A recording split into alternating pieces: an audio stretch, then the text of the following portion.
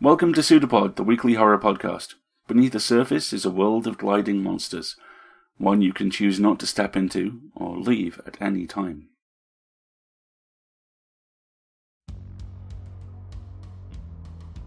PseudoPod, episode 774, September 10th, 2021. This week's story, Vanity, Vanity by Dan Fields. Hey everyone, welcome to PseudoPod, the weekly horror podcast. I'm Alistair, your host, and this week's story comes to us from Dan Fields. Dan has some stuff to say about this, which we'll get to after the intro. Before that, you should know Dan is a writer and musician from Houston, Texas. He's published over 24 stories with the likes of Hellbound Books, Novel Noctual, Sanitarium Nocturnal Transmissions, and more. He released his first full-length story collection entitled Underworlds After Lives in July 2021, and we will have the link to his website in the show notes. Your narrator for this episode is a PseudoPod rock star. The amazing Graham Dunlop has been with us for a ridiculous amount of time, and every single narration he does is just flat-out brilliant. And I'm always incredibly happy to see him, both as an audio producer and as a performer. Welcome back, buddy. So, Graham and Dan have a story for you. And so do I. And so does Chelsea. And we promise you, it's true.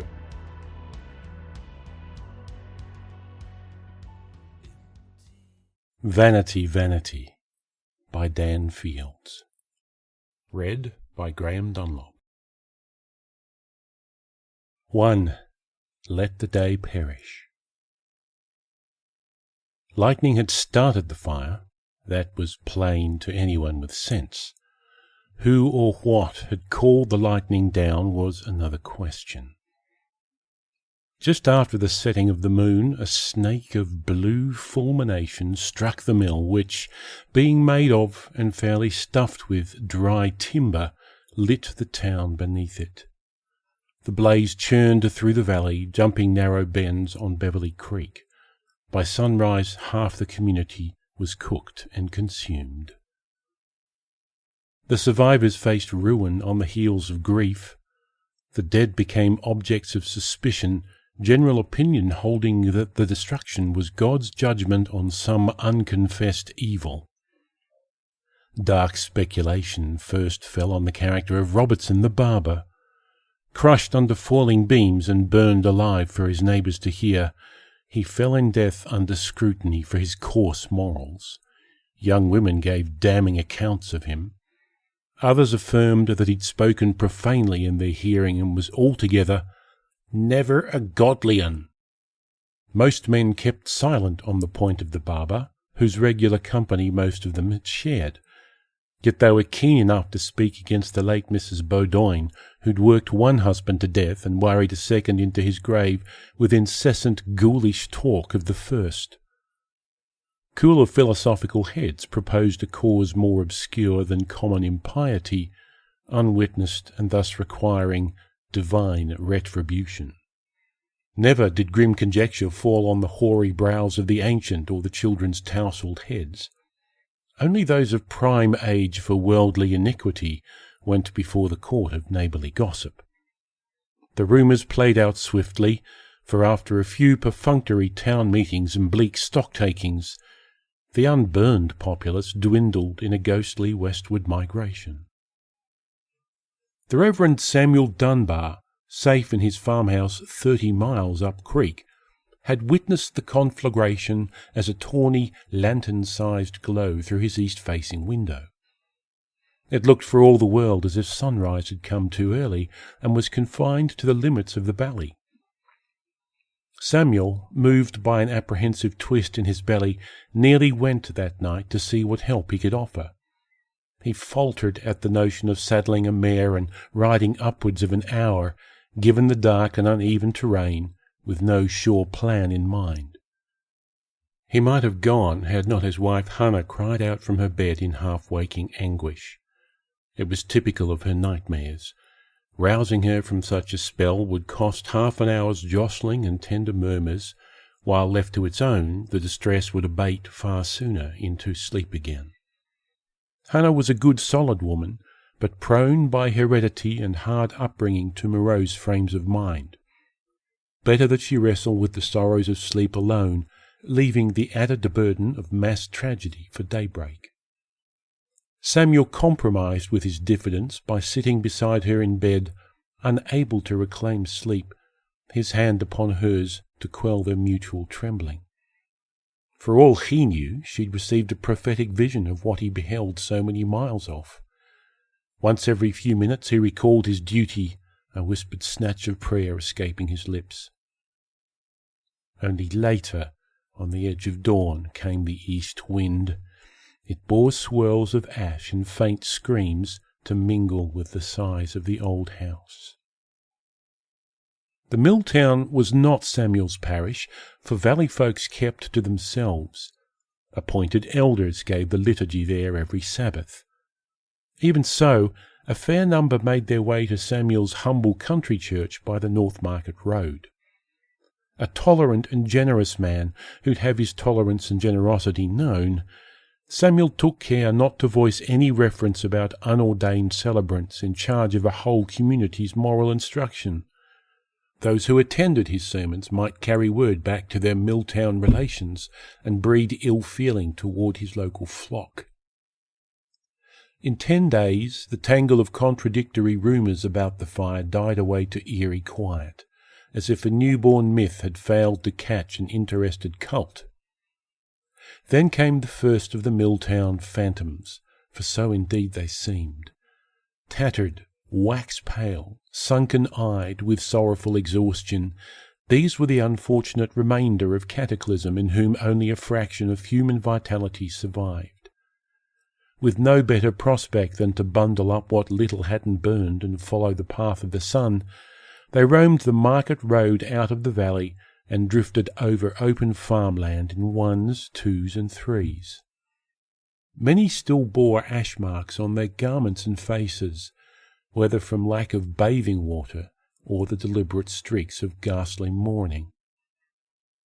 Samuel's congregation granted what alms and shelter they could spare for the melancholy apparitions.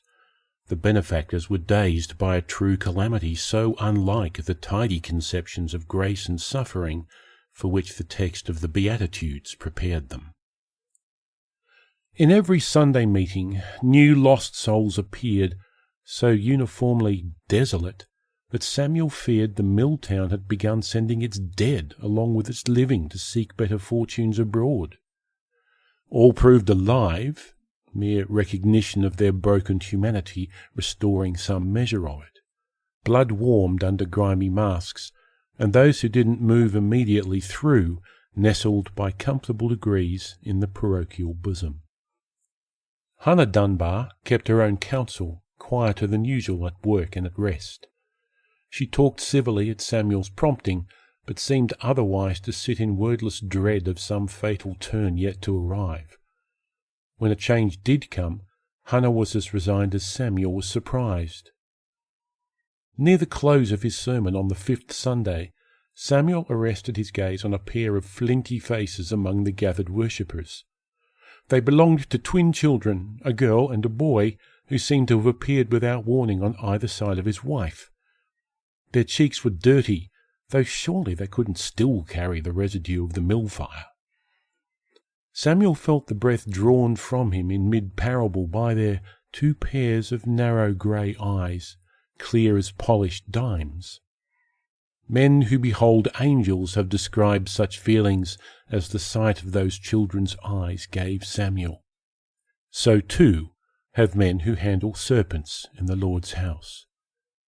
Composing himself, Samuel finished his thought and terminated the lesson as early as decency permitted. He'd taken a cup of cool water and felt calm again when his wife approached him, hand in hand with the young strangers. Samuel placed their age between a robust 8 and a sickly 10. Hannah presented them in soft tones just shy of true affection or joy. "Samuel, my love, this is Avis, and this is Ansel. My poor dears, meet the Reverend Dunbar. He is your uncle." 2. Who told thee thou wast naked? As a minister and a man, Samuel had looked upon scores of young faces. He'd learned to read their features with care and attention. He fancied he knew every combination of innocence, joy, sorrow, gratitude, resentment, cleverness, and stupidity the Creator could devise. Those who touched his heart and impelled his charity most were the simple ones, their homely faces rudely sculpted in clay, with no learning or advantage, but natural hardiness. To him, these were the humble, barely formed, yet truly beauteous, who'd stand exalted at the last day. They had yet to grow fully into God's image, provided they lived. In them was childhood's pure essence. By contrast, the faces of Avis and Ansel seemed ancient with sallow cunning. Samuel had expected them sombre from the loss of parents and friends, yet their taciturn manner, for they seemed uncannily like one being in behaviour and attitude, was all calculation rather than the forgivable reserve of the bereaved. In their sharp twin gaze he saw no entreaty for love, only chilly appraisal verging on accusation toward any who crossed their line of sight. Hannah had never mentioned her sister's household as denizens of the mill town. Certainly they'd never visited Samuel's church, let alone the Dunbar farm. There was little communion within or among Samuel's and Hannah's respective clans. This accounted in part for the subtle, inexorable attraction which brought them together as man and wife. Samuel knew of no correspondence between the sisters before the tragedy, and he resisted questioning his wife between her intervals of prayerful sobbing. He did not intrude on her private grief. She knew he was near, should she want his comfort. On their first full day at the farm, Avis and Ansel moved like spectral vapours from one end of the yard to another with soundless, virtually identical steps. Hannah had fortified them with a hearty breakfast which they accepted without comment. Watching them pace the property, Samuel vacillated between leaving them alone to make as cheery and whimsical place of the farm as they might, or attending their exploration with ready answers concerning whatever caught their curiosity. When they tested the sturdiness of a fence post, he thought of fetching the post-hole digger for demonstrations. From the pump to the wire screening on the henhouse, he fought impulses to dog their steps and expound on every detail. For his own sake as much as theirs, he hoped to stimulate a paternal enthusiasm, reckoning that children so hard favoured by the Almighty's confounding designs would pay returns on the attention and, God willing, affection he hoped to pay them in time. Of his ungainly attempts to engage them in personal dialogue, the most concrete was, "I don't imagine you're used to so much open space." He had no basis for the remark beyond a dim notion of what valley town life might be like. Avis and Ansel paused in the study of the henhouse architecture, so intent that only true cunning or total witlessness would sustain it. Avis was the first to snap her gaze to Samuel. "Is it always this way here?" she asked. "The smell?" Samuel's mind skipped a measure, unready for the question. He swept his eyes over the same trajectory as theirs, as if to gather impressions of rural redolence through what he saw, rather than what drifted up the nostrils. "I suppose it's as I've always known it," he said without conviction. No reply came, clever or otherwise. The children moved away, two dour bird dogs in search of a fresher scent. Samuel mastered his voice for a firm admonition before leaving them to wander. "Mind you keep to the yard unless I'm with you," he called, "so you'll hear when your aunt calls you for supper." Even in the benign setting of the Dunbar farm, there were hazards the new tenants must learn to avoid. Samuel thought of joists in the loft that needed mending before careless feet clambered up and across them. He also had a dilapidated smokehouse, out of use for a generation since the family had given up raising swine. The haphazardly boarded structure wanted checking and renewing, unless in a fit of gumption he enlisted the children to help him knock it down outright. Most of all, he feared that the twins would tread blindly over the old well which Samuel's grandfather had capped after a stray sow fell in. It gave Samuel an ominous turn to think of it. The twins found plenty of trouble near to hand without having to roam up the hillside acreage. A malevolent strain showed in their childish curiosity. They sought always to prick and pick, finding holes to widen and threads to pull. They pried sections of henhouse mesh loose, first play-acting as predatory animals and then leaving the gaps to admit real creatures. With constant rattling and fiddling, they worried latches and locks out of true. Hannah gave them gardening work, and they showed a placatory interest for the short time she watched them. Later, Samuel found them stunning rats with dirt clogs and sharp stones. He called sternly to them just as Ansel brained a hefty target with grisly accuracy. Hannah materialized at the window, inscrutable displeasure marring her serene visage. Her eyes froze his resolve between planting an authoritative foot and allowing reasonable indulgence for useful cruelty. He left the matter until after supper, when he read them numerous passages of Scripture extolling obedience and industry. Days later he discovered a series of toppled fence posts too late to save a calf from injuring itself trying to cross over. He fumed in equal part at the certainty that the twins were responsible and at his inability to accuse them to their defiant faces. "Nothing more than rats," he declared at last. They took that with smirking assent.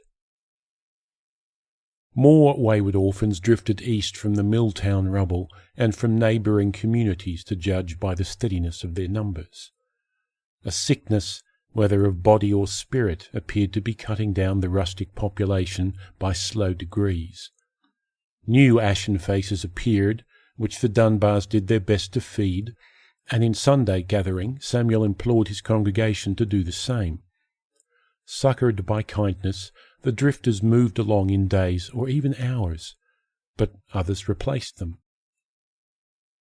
The twins helped Hannah fashion shoes for children who lacked them, using cast-off canvas, leather, and other scraps. Much of her effort went to correcting the flaws of their inexpert labour. At times their ineptitude seemed deliberate, aiming to furnish the unfortunate with shoddy or uncomfortable footwear they couldn't refuse. In any case, Hannah's patient hand put every defect right. Rude offerings they were, but fashioned with true Christian love and care. Avis and Ansel adopted certain young vagrants as playmates, leading them in sombre games around the farm. The play followed no logic that Samuel could discern. It consisted in large part of the twins whispering terse directives to their awestruck follower, who scurried wherever they were bidden to fetch things or complete small errands. Every day or so they'd acquire new company as they tired of the last, or vice versa, likely enough. Samuel felt measured relief, seeing them so active in fresh air and sunshine. A week of this recreation passed before trouble arose. A child's pitiful yelps brought Samuel running to a shallow ditch hidden by grassy embankments. Avis held a jagged mass in her upraised fist. The twins had cornered their latest companion, a reed-thin red-headed boy with a lame hip, and they were pelting him raw with chunks of mortar and brick pried loose from the crumbling smokehouse. "Leave him be!" Samuel shouted, swatting the girl's arm too late to stop her throw, but in time to deflect it. The missile made a feeble ricochet off the child's bulky shoe, which Avis herself had helped fashion. Samuel gripped each of his adopted charges by the wrist. "Go to the house, boy," he told the victim as kindly as his agitation allowed, "and have Mrs. Dunbar wash those wounds." The child slithered from sight, though he never appeared at the house or anywhere on the farm again. "I suppose you're not ashamed," he growled, "of treating a guest that way." They blinked at him, as if mystified by such a thought. A revolting grin spread like oil on Ansel's face. "Nothing more than rats," the boy said, which duplicated the offensive smile on his sister's lips. At his own commandment thrown back in scorn, Samuel felt a livid flush. He'd intended a tirade on the theme of Matthew chapter 5, although his tone would hardly have suited the gentle text. Instead, he marched them to a shed adjoining the barn where he kept spare tools and implements.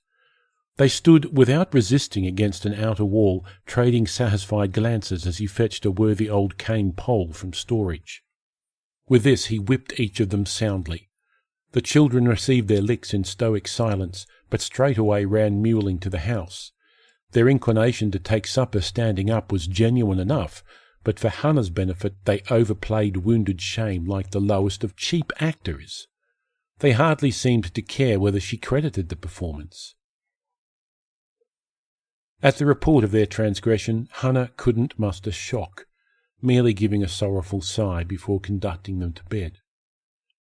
Vainly, Samuel resisted a perturbing sense that her defeated attitude was directed more at him than at the children. Tranquil days followed the chastening. Avis and Ansel gave wide clearance to any castaway receiving charity at the Dunbar table.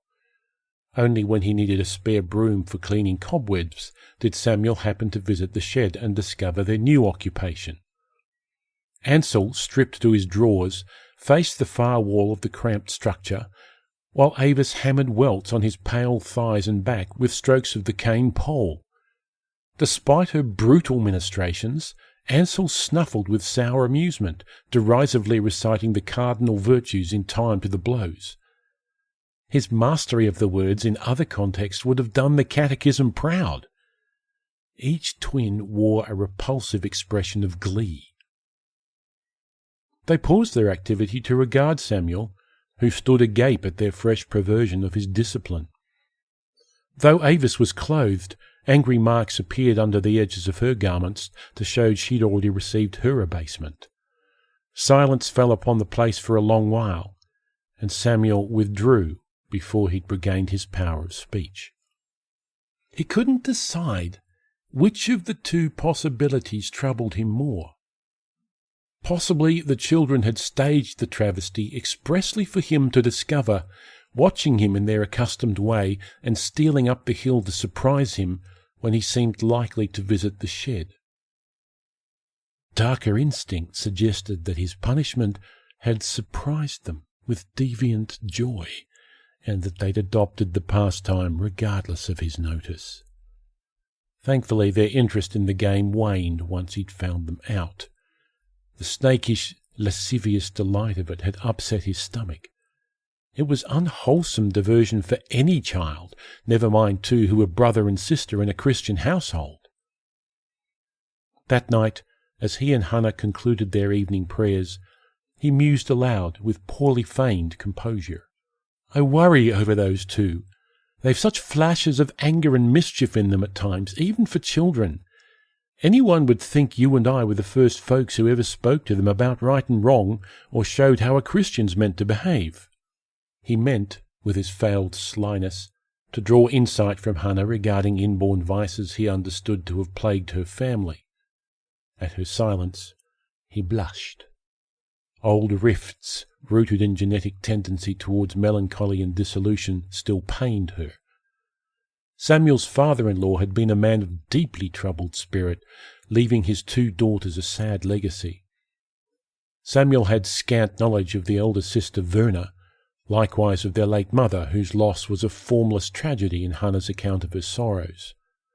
Not only had she borne a father's cruelty through childhood, she'd inherited his dangerous thirst.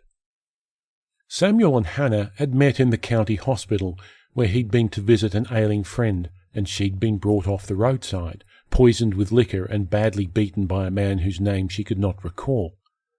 In delirium she'd reached out to Samuel as he passed in the corridor, neither of them knowing that divine will prompted her. From charitable visitations he'd swiftly grown to love and desire her. She had grown too in devout and ascetic devotion to the tenets he preached. He admired her beauty and her disciplined heart, privately exulting in her as a practical example of principles he'd long espoused through academic contemplation. She clung to doctrines of contentment and spiritual purity almost as an addict might clutch an opiate, a souse his jug. It gave her a taciturn, sometimes austere demeanour in the presence of others. Her capacity for tenderness became a secret locked to all save a few intimate neighbours and her husband. Hannah spoke no reply to his abstracted reflections, but laid a hand on his face. The gesture was compassionate to the point of pity, yet when she did not remove the hand, he sensed a latent weight. Her caress threatened to turn oppressive and hard, unless he worked out some riddle of the soul to which he had not the first clue. 3. The least of my brethren. More exiles drifted through the county as though misfortune itself were a catching malady. Samuel faintly dreaded some pestilential descending on his farm once no souls remained upon the eastern hills for affliction to find. The haggard cast of the wayfarers crept over more familiar faces in the congregation.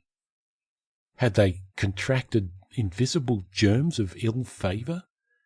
Samuel was hard put to distinguish lifelong neighbours from strangers. Hannah's grave silence persisted. A drastic upheaval seemed to loom just out of sight. Samuel's dreams were as uneasy as Hannah's, forecasting storms. When the Father of men left the garden in disgrace, he found himself writing one Sunday in the notes for a sermon he'd never deliver, there was but one tree of knowledge, not wisdom, but knowledge. Now a question.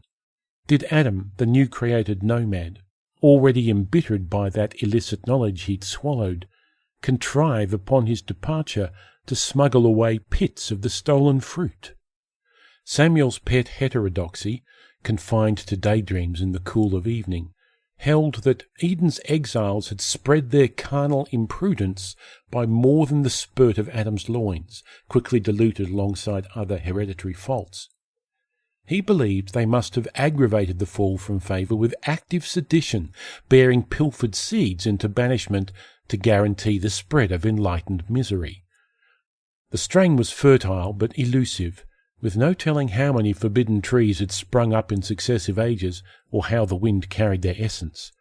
Perhaps the serpent had helped, he who'd forfeited wings and claws to sacrilegious folly, but lost none of his fabled subtlety. Did secret folds of the earth harbour wellsprings of profane insight? What plague of destruction might not a beleaguered Creator cast at such abominations? Evil was the cancer and the crabgrass of the world. Eradication alone could set it right, and throughout history it had baffled all comers. Peaceful weeks passed, allowing Samuel's anxiety to abate. Despite troubling episodes, he believed his moody godchildren had settled into healthier attitudes, never suspecting that they were engrossed by the barn cat's habit of hunting mice. When the feline turned up dead, mutilated in perfect parody of its own killing style, the twins had the temerity to beam at Samuel for the cleverness of their joke. Oppressed in spirit, he sat them down for a lengthy talk. He first read from Colossians and the Psalms on compassion, hoping to shame them. Then he produced a peculiar item, a compendium of inhumanity, assembled from newspaper clippings and essays from the aftermath of war. Granular photographs documented the civil massacres across Europe. A particular image of eyeglasses, clothing and shoes heaped around a mass pyre constricted his heart every time he saw it. He'd undertaken the project partly as a humbling exercise for himself, partly for a series of homilies he ultimately judged too grandiose for his parish. Now he employed it to illustrate what came of scapegoating in societies unguided by godly precepts: destitution, savagery, and genocide. The material stirred Avis and Ansel from their usual indifference. his new line of moral instruction leaving them visibly perturbed. Whether moved or discomforted was the better description of it, they perched in spellbound attention to Samuel's commentaries. In the following days they showed a docile demeanour and marked attention to their chores. Samuel couldn't help his pride in facilitating their newfound perspective. A parishioner sent word that his elderly mother had fallen ill with little hope of recovery. Aggrieved relations begged Samuel to come and administer final rites. He saddled his mare with needful items for a week in case the invalid lingered, and bade the twins mind their aunt in every respect. Hannah kissed his brow with a whispered benediction. Furnished with humble bed and board, the sober minister divided his hours between comforting dialogues with the family and prayerful attendance to the terminal solemnities. The sufferer lay sweating in delirium for 6 nights before the mercy of death arrived. On the last night, the old woman took a strange rhapsodic fit, seizing Samuel by the sleeve. "You," she hissed, "man of God, be plain with me. Has his wrath relented?" Samuel stifled a gasp. "Relented? What wrath is it that troubles you?" "Why, holy wrath," she screeched, "the judging fire what descended to burn out sin. 'Twas the start of it, and times have been pestilent ever since. Can it be the Lord missed his mark? It's blasphemy asking, I know, but speak truth." Despite its impact on his domestic situation, Samuel no longer contemplated the spiritual implications of the fire. More immediate worries occupied him, and having it laid again so stark before him chilled his blood. He'd heard such talk, but it sat ill that one of his flock lay dying in terror of celestial vengeance, which had yet to strike its elusive object. The grip on his arm slackened. "Was the fire for the sinner?" she murmured in dreamy detachment, "or for them what bore witness and kept silent?" Samuel couldn't guess the full import of the words, whether they concerned only the mill town or other misfortunes plaguing her afflicted life. She never spoke again in earthly life. On his return journey, Samuel was mired in reflection when his neighbour, Wilbur Thorne, overtook him on the road. "How do, Reverend?" he called with less than his usual friendliness. "Been from home?" "Afternoon, Wilbur. I've been over to the Crandalls all week. Mother Crandall's gone to rest, I'm afraid." Wilbur inclined his head, touching a brusque finger to his hat brim. "God's grace on 'em. You ain't been home in the meanwhile?" Worry drew Samuel's mouth taut. "Is there trouble? Is Hannah well?" Wilbur frowned. "Far as I know, Reverend. I was only riding over to call on you and found you going this way yourself. No trouble exactly, but I come with something to ask you just the same. Us being good neighbours, hardly ever trouble between us." "Go on, Wilbur, speak your mind." "It's that rotten old smokehouse on your North Hill. I'm obliged if you'll stop whoever you've been letting use it these last few nights.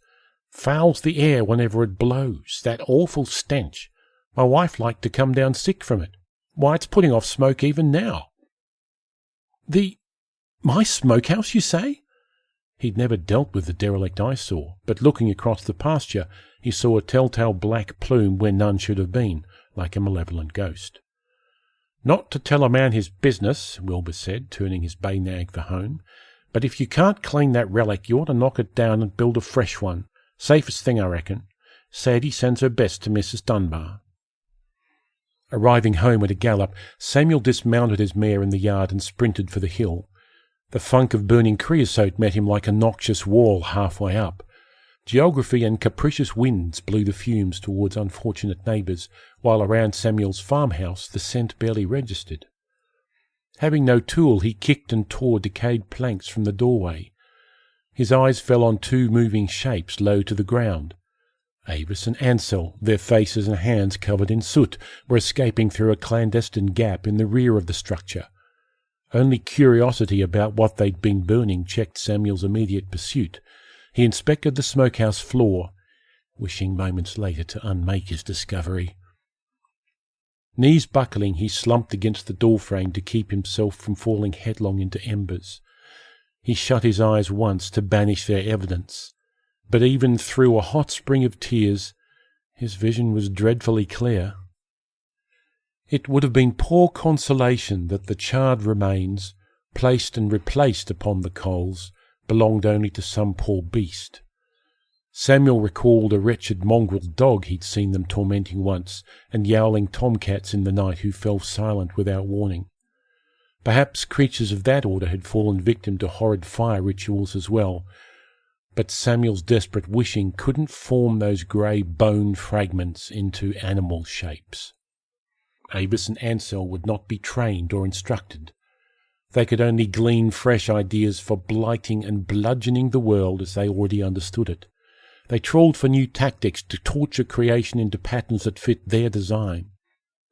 Seizing a rusted fire iron from the wood bin, he stepped into daylight, ready to dash the brains from the first head he overtook. The blackened imps, whose appearance caused the mare to bolt in panic, made for the house with diabolical speed to match their temperaments. Hannah's grim face met him at the door. She didn't step back to admit him. Coal-coloured footprints trailed past her into the house. "Let me in, Hannah." "Leave them, Samuel. It's murder this time, cold murder, and they'll answer for it." "Why should they answer? Why only now?" He cocked his head, unsettled by the question. "They must understand what this means, Hannah, for the good of us all." Her expression of weary disdain struck at his resolve. She'd never shown him such a face, and her dire tone was just as alien. "I've thanked you with every word and deed for your compassion and decency to me, Samuel. You're a kindly man and pious. But good? It's a wonder your tongue forms the word. You can't know good when you've never once looked evil in the face. I dared hope, I too, Samuel, that when they came to us they'd come free of the dreadful shadow that hounds me, waking and sleeping. Then I prayed you'd have the discernment of the apostles who knew unclean spirits at a glance, and summoned the fortitude to take them in hand." "Woman," Samuel cried, "stand aside, and I'll show you what I intend." "Intend," Hannah spat. "A word for dissemblers. Too late, Samuel. I've watched your aimless efforts to rear them. You'll never guide what you don't understand." "And you understand them, I suppose?" "I know them. What we three grew from.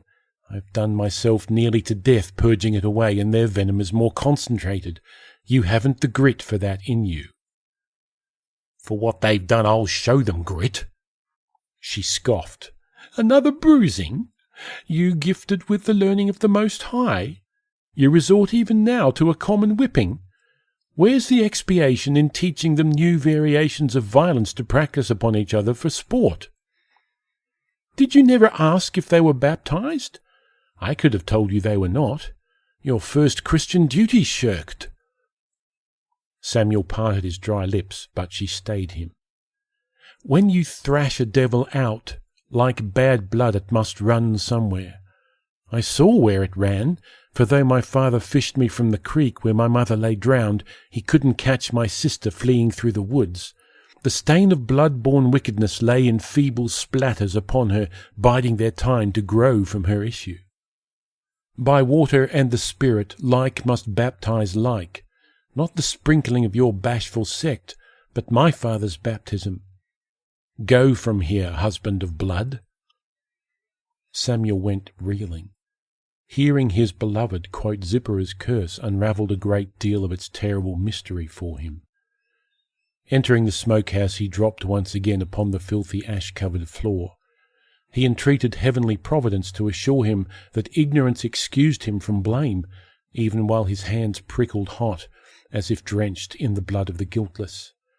Countless times he'd prayed with reverence and hope for his moral example to touch the hearts of his corrupted wards. They'd gleaned the most dismal kernel of his lesson, and like everything else that drifted into their grasp, it became a contorted mockery. Samuel wept for the orphaned strangers who'd come under his and Hannah's care so briefly. They'd supped of meagre hospitality and fled under cover of nightfall. He recalled the ones, always the small and easily led, over whom Avis and Ansel wielded influence. It was within their power, no question, to beguile the pliable and weak for their base delight. Samuel had long suspected that the twins, jealous of their fixed household position, drove every rootless child from the premises with torments and threats. Even so, those unfortunates could wander on in hope of the wider world's charity. If only such unkindness had marked the limit of cruelty and spite in his nephew and niece. They'd found pleasures more unspeakable in a game Samuel had suggested to them unawares. The proof sat before him, and with a bitter outcry Samuel knocked it from its place by the firebox.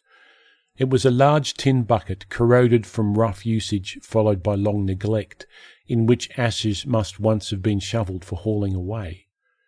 Out spilled not only ash, but 6 pairs of little shoes, all sewn together from scraps of canvas, hide, and discarded rope.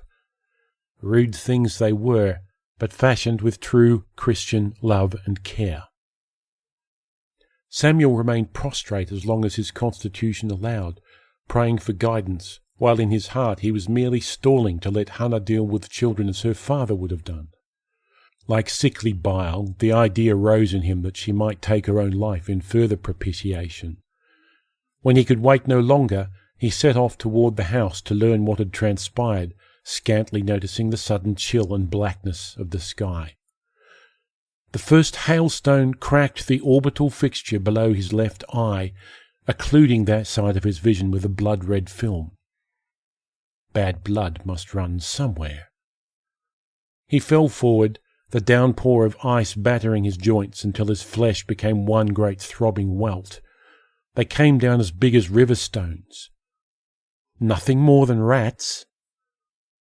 Creeping numbness from the scourging made him stiff and sluggish. Pain flashing from 12 fissures opened in his cartilage and bone. He dragged on toward the house in the conviction that he must bear witness to the end. Had Hannah stopped short in her baptism rite and triggered new ethereal fury? Had the monstrous twins dissuaded or overpowered her? Or had she faltered in morbid affinity with the taint of her bloodline? Husband of blood! He was loath to admit his most insidious fear, that the frozen deluge was meant as much for him as for any other, fostering depravity unawares on his homestead, even with righteous intent. Had he marked himself for annihilation? If thy right eye offend thee, he muttered through cold lips. Thus invoked, a weighty stone smote his forehead, so that shrouded in permanent blindness, he missed the massive razor-sharp flagstones of celestial ice falling next. They clawed holes in the roof and gashed the house's windward wall. The noise of its collapse was a momentary disturbance in Samuel's ear, swallowed by the thunder of holy extermination which pounded the hills flat. Thus it came to pass that from the end of all hope and joy there proceeded the end of fear. Amen and amen.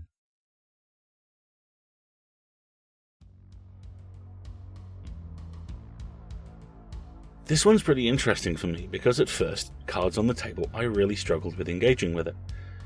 I was confirmed as a Roman Catholic at age 12, and I was tremendously lucky to be part of the parishes of 3 separate, truly extraordinary Catholic priests, men who in one case were essentially a grandparent to me, and in all 3 cases were the embodiment of enlightened, community-driven kindness and compassion. You know, that thing organised religion always thinks it is, and very occasionally manages to be. We could talk about the elements of the Church's belief and teachings I find abhorrent. I could spend a paragraph here explaining that no, it's okay, I was a liberal Catholic, because I was, and am, even though I've not actually attended a Mass for, I think, over a decade at this point. But that's not relevant to this story, and centres me in a way that isn't needed. What is relevant is what happens when that ethical framework, the one I was lucky enough to be given, isn't present, but the religion still is. We view religious leaders, hell, we view leaders, capital L, as radiant and immutable, precisely because of their presence at the head of a queue that a lot of the time they have literally bought or elbowed their way to the front of.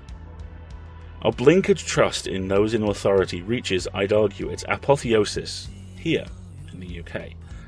The Queen is so radiant, the royal family a living fairy tale, and our Prime Minister may be a relentlessly hypocritical, incompetent sociopath bigot who chaired a meeting where the phrase "who don't we save" was written on a whiteboard, but hey, he sounds posh. He sounds like he's in charge, and sometimes that's all we want. Sometimes that's all we get. The reassurances of someone else making the tough calls, coupled with our refusal to hear how much their voice shakes, how terrified they are, how ruthless or how utterly without the ability to change or adapt in the face of difficult circumstances. Their lack of empathy. What it comes down to, for me, is the somewhat bitter realization that, if nothing we do matters, all that matters is what we do. That's been the North Star for interactions with authority for me for a while. Not just because of the truth contained in it, but because of who said it. And no, I'm not invoking their name here, they don't deserve it. Because they, like everyone else in authority, are deeply imperfect. That imperfection, weirdly, jars with the fierce humanity of the priests I knew, reminds me of the compromises they, and I, made to be part of a faith filled with ethical decisions that were, and are, anathema to me. At the time, it was easy to handwave things away. They were all small country parishes where I knew these men. Not how we do things here. Not something which the higher-ups will notice. That sort of thing. But they always do. And without challenging these beliefs, you are tacitly accepting them. I realise that now.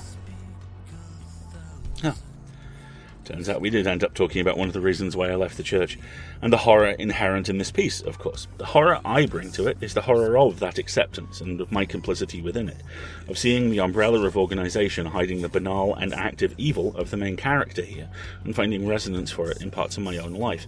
Ironically, the children, horrifying as they are the catalyst rather than the destination for me. The destination is the priest, being confronted with his own inadequacies and the closing apocalyptic storm that is either meant to cleanse him from the earth, or as the children gaining full control of whatever they are. Regardless, the god the priest worships is as absent as the priest is negligent, until, in both cases, it is far too late. Evil prospers, and prospers not just because of good people doing nothing, but within the nothing they choose to do. Complex, dark stuff that hit me somewhere I haven't been in a while, in a way which was brave enough to make me uncomfortable. Yeah, I liked this story a lot more than I thought I would. Great work. Thank you, Dan, Graham, and Chelsea. We are now paying associate editors, who are slush readers and the first point of contact for every magazine and author. They are the unsung heroes of the industry, and, well, it's time we sung them. We're currently paying all 4 shows' associate editors at a reduced rate because we aren't quite at the target donation yet, but it was time to get this done. So, we still need your help, especially as, in addition, you also pay for, well, literally everything else. Stories, staff, tech, you name it, so thank you. And if you can, please either donate time or money. For time, it's really easy. Did you like this story? Then talk about it on social media. Leave a review, anything like that helps like you would not believe, especially if it's on your podcatcher, which helps discoverability, or, like I say, on the social medias. Money, literally the only thing that helps more, and you can subscribe and get free audio goodies galore from us from as little as $5 a month through either Patreon or PayPal. Also, do you have Amazon Prime? Because if you do, with 5 minutes you could support us with $5 a month for free. Go to escapeartists.net/Twitch and find out more. We'll be back next week with Miss Mac by Michael McDowell, read by Jessica Nettles, hosted by the inimitable Alex, and produced by Chelsea. I'll see you back here the week after that, and in both cases, and as always, this will be a production of Escape Artists Incorporated and released under a Creative Commons Attribution, Non-Commercial, No Derivatives license. A closing quote this week comes from Henry James, The Turn of the Screw. Of course I was under the spell, and the wonderful part is, even at the time, I knew perfectly well I was. But I gave myself up to it. It was an antidote to any pain, and I had more pains than one.